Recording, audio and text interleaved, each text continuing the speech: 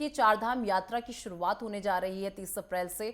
ऐसे में श्रद्धालुओं में भी खासा उत्साह देखने को मिल रहा है। बात तैयारियों की कर ली जाए तो तैयारियां किस लेवल पर इस वक्त पहुंची है। वहीं अगर रजिस्ट्रेशन को लेकर बात करें तो 19 लाख के ऊपर बताया जा रहा है आंकड़ा कि 19 लाख से ऊपर रजिस्ट्रेशन हो चुके हैं। तुषार।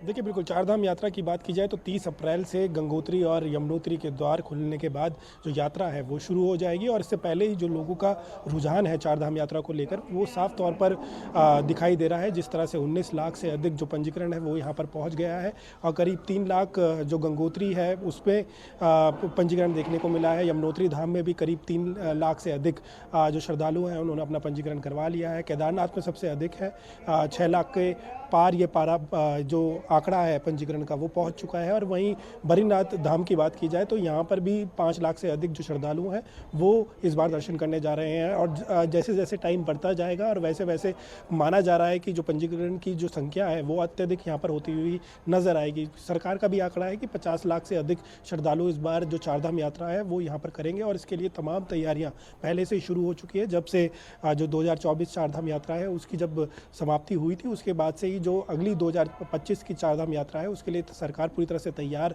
यहाँ पर नजर आ रही थी। और इस दौरान शीतकालीन यात्रा भी हमें देखने को मिली जिसमें जो चारों धामों की जो शीतकालीन गद्दियां हैं वहाँ पर भी जो यात्रा है वो चलाने की यहाँ पर कोशिश की गई। और प्रधानमंत्री नरेंद्र मोदी यहाँ पर खुद पहुँचे थे मुखवा, जहाँ पर जो गंगोत्री धाम की कहा जाता है कि वहाँ पर जो शीतकालीन गद्दी है वहाँ पर जो प्रधानमंत्री पहुँचे थे और उन्होंने भी वहाँ पर दर्शन किए थे। और कहीं ना कहीं जो प्रमोशन है वो यहाँ पर चारधाम यात्रा को दिया गया था, शीतकालीन यात्रा को दिया गया था। और आने वाले श्रद्धालुओं को भी ये कहा गया था कि आप यहाँ पर पहुँचें और जो शीतकालीन यात्रा है उसका भी यहाँ पर करें। चारधाम यात्रा 2025 की बात की जाए तो तमाम तैयारियाँ की जा रही है, चाहे वो PWD का डिपार्टमेंट हो जिसमें कहा जा सकता है जो सड़कों का निर्माण यहाँ पर किया जा रहा है, साथ साथ जो ऐसे पैचेस हैं जो मानसून में देखे जाते हैं, लैंडस्लाइड्स देखने को मिलती है, तो वहाँ पर भी एहतियात यहाँ पर रखे जा रहे हैं। साथ साथ पंजीकरण यहाँ पर ऑनलाइन माध्यम से किया जा रहा है। हेली सेवा के लिए भी जो मई का महीने के लिए पूरी तरह से यहाँ पर बुक हो चुका है। तो साफ तौर पर जो उत्साह है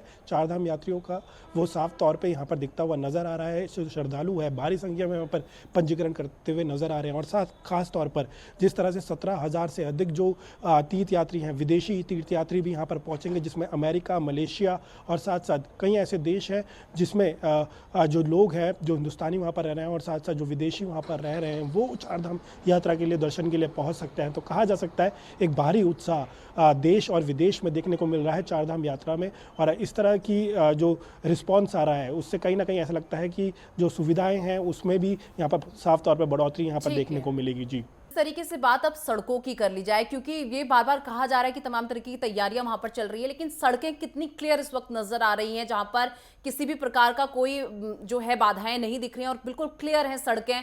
चाहे बर्फ को लेकर बात कर ली जाए, क्योंकि बहुत सारी जगह बहुत सारे ऐसे रूट्स पड़ते हैं जहां पर बर्फ भी आती है, इसमें बर्फ को हटाने का काम किस तरीके से चल रहा है, सड़कें कितनी क्लियर हैं इस वक्त।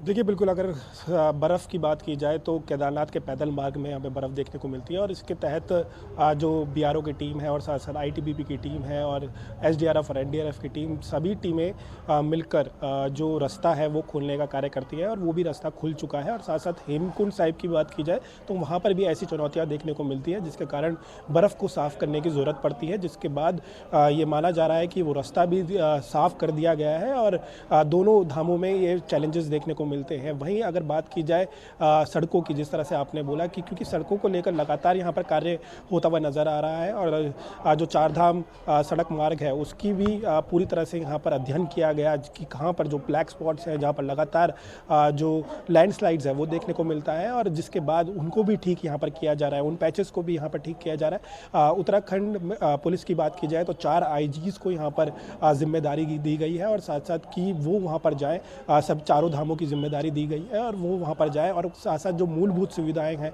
यात्रियों की सुरक्षा को लेकर है और साथ साथ उनके रहने ठहरने का व्यवस्था है, तो इस तरह की व्यवस्थाओं को लेकर 4 आईजीज़ को यहाँ पर जिम्मेदारी दी गई है कि वो वहाँ पर जाएं और स्थिति जाने की किस तरह की वहाँ पर स्थिति है, किस तरह की व्यवस्था यहाँ पर रखी गई है और जो वो रिपोर्ट है वो 25 अप्रैल तक हमें सरकार को सौंपेंगे। तो कहा जा सकता है कि सभी यहाँ पर तैयार पूर्ण है कि किस तरह से जो यात्रा है वो यहाँ पर की जाएगी और इसके लिए जो विभिन्न विभाग हैं, चाहे वो पेयजल विभाग हो, पानी की व्यवस्था को लेकर, साथ साथ जो बिजली विभाग हो, यूपीसीएल हो, वो बिजली को लेकर, तो तमाम व्यवस्था यहाँ पर की जा रही है कि ताकि जो यात्री है उनको कोई भी यहाँ पर असुविधा ना हो। हर साल चेंजेस किए जाते हैं, सुधार यहाँ पर किया जाता है। ट्रैफिक प्लान्स को लेकर पिछले साल अगर बात की जाए तो समस्या देखने को मिली, क्राउड मैनेजमेंट को यहाँ पर देखने को जो समस्या है, क्योंकि शुरुआती दिन ये देखा गया कि अत्यधिक जो यात्री हैं वो पहाड़ों पर चढ़ गए, जिसके कारण समस्या यहाँ पर आई और जो यात्री हैं उनको यहाँ पर आवाजाही में साफ तौर पर कहा जा सकता है कि जो समस्या है वो देखने को मिली, जिसके बाद इन चीज़ों को अब सुधारा गया है। जो पंजीकरण करेगा उनको ही ऊपर जाने की यहाँ पर पूरी तरह से कहा जा सकता है कि अनुमति यहाँ पर दी जाएगी। और पंजीकरण की बात की जाए तो इस बार जो 60% ऑनलाइन पंजीकरण रखा गया है और 40% ऑफलाइन पंजीकरण रखा गया है कि ताकि कोई भी यात्रियों को पंजीकरण से रिलेटेड दिक्कतें यहाँ पर ना आए। जी तुषार, वहीं बात कर ली जाए जिस तरीके से 19 लाख के पार जो है ये पंजीकरण हो रखा है, एक बार आप सभी धामों का बताइए कि कहां पर कितना पंजीकरण यहां पर किया गया है।